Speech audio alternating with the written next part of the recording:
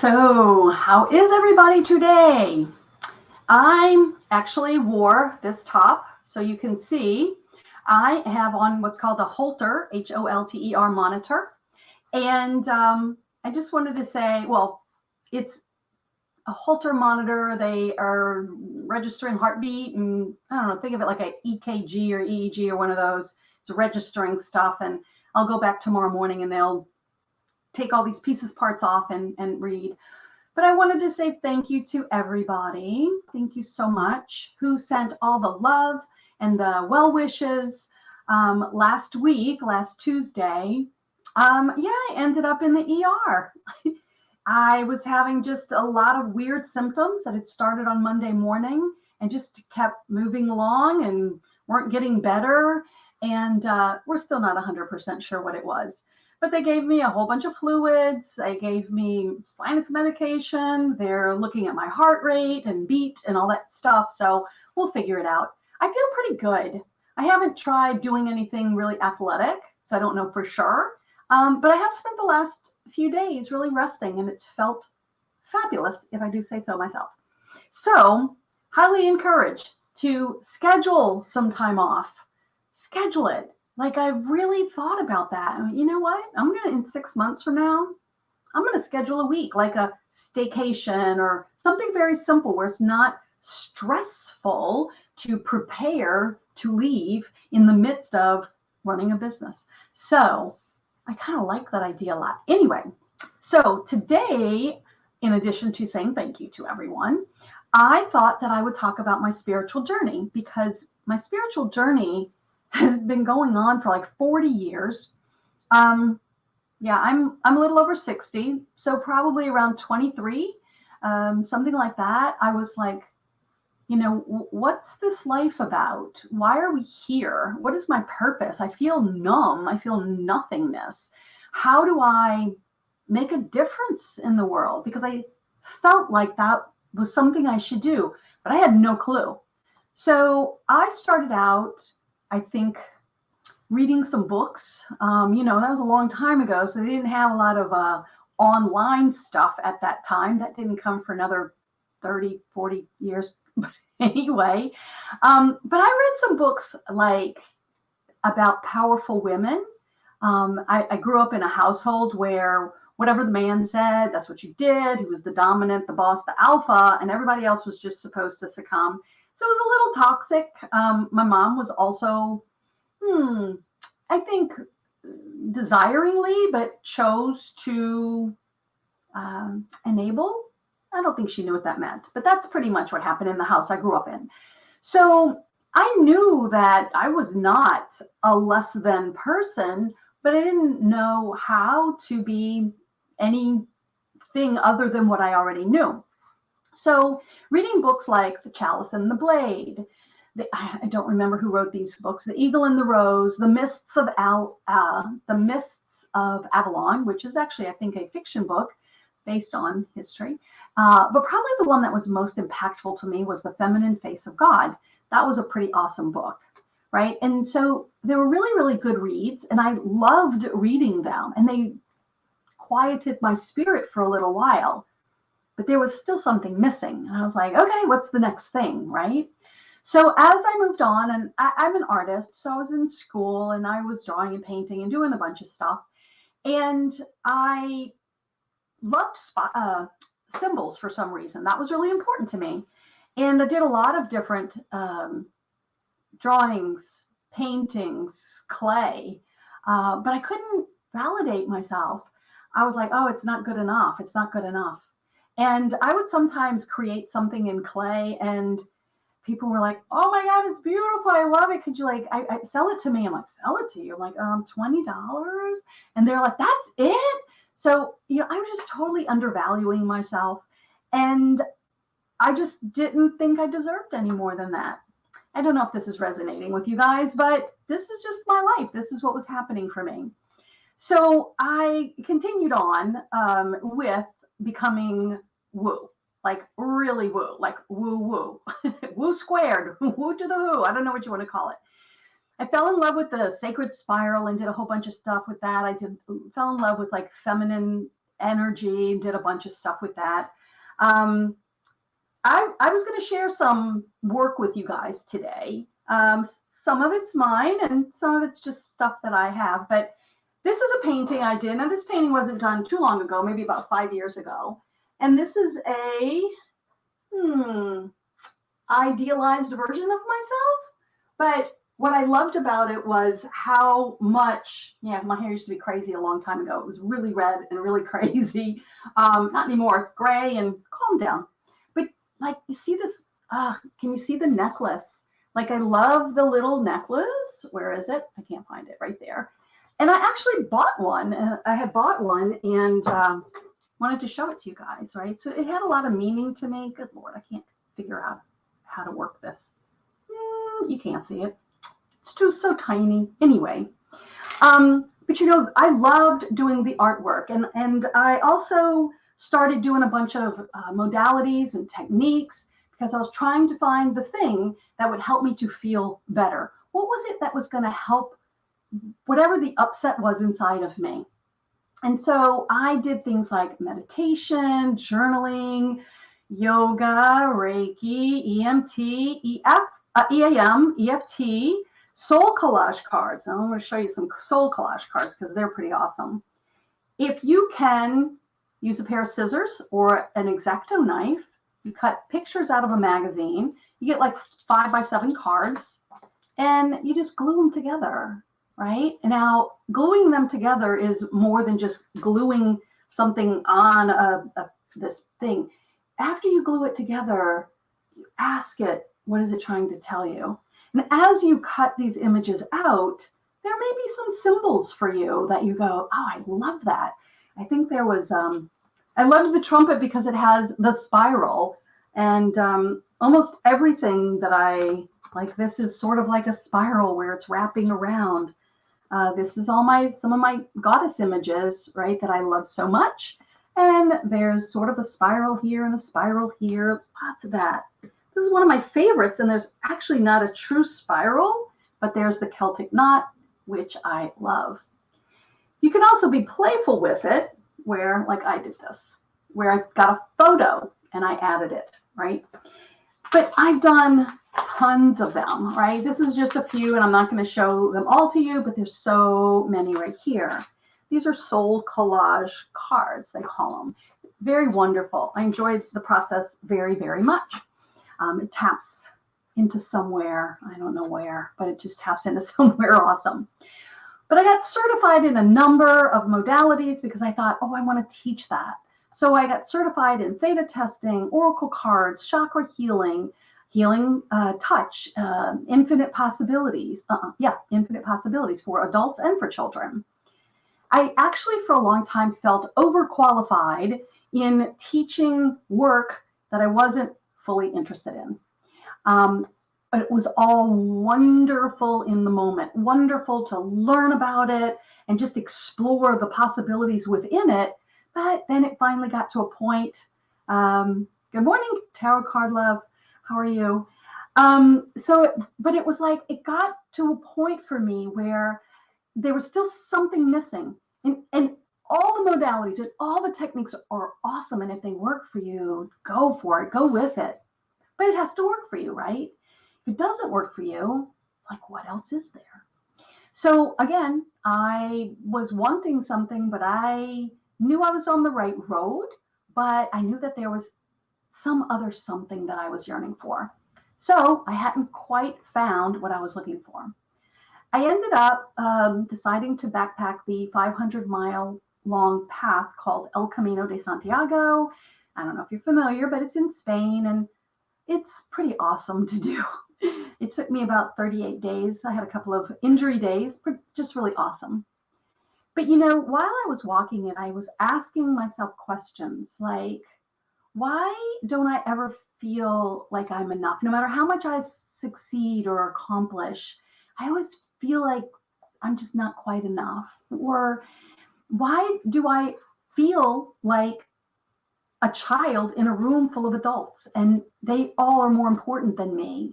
And I just can't quite or couldn't quite get that out of my psyche. Like, why do I have that feeling or that thought? And why do I feel undeserving and unlovable and unworthy? I see other people that seem to have their self together, right? And in a way to kind of try to fit in, I would try to fix things for people, even if they didn't need help. Um, it was like kind of my way of saying, oh, I want to connect with you. So it was very, very challenging, and wondering, like, what else is there on this earth? What else is here for me? There's got to be something. I just couldn't figure it out. So I was driven to find it, and I kept yearning for that special something. So I saw this sign one time, and I am going to show you the sign because it made a lot, it made me laugh. And then I thought, yeah, something like this. So I don't know how well you can read it, so I'm going to read it to you. It says, a wise woman once said, fuck this shit. And she lived happily ever after. And at the time when I read this and bought this, that wise woman was out there. But what I've done for myself and what I've learned, that wise woman is now in here.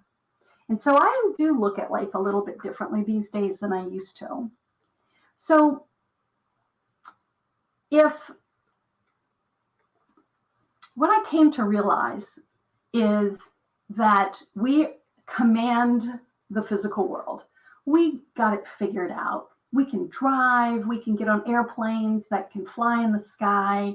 And even though we may not know 100% how it works, like our car, our computer, we know how to use it. And that's good enough. But I found out through my research and study, there's a whole world where we're kind of missing. It's a world that isn't taught in our homes. It's not taught in our schools. It's not taught in our work. And we're supposed to just figure it out because we all have like feelings and emotions. So I put together this little thing so you can take a look and see. I don't know if you can see my little stepping steps. It's pink, and I'm going to just redraw here. But if you see on the bottom step right here is the physical world, and way up here is the spiritual world. Now, we have a lot of this content in our society.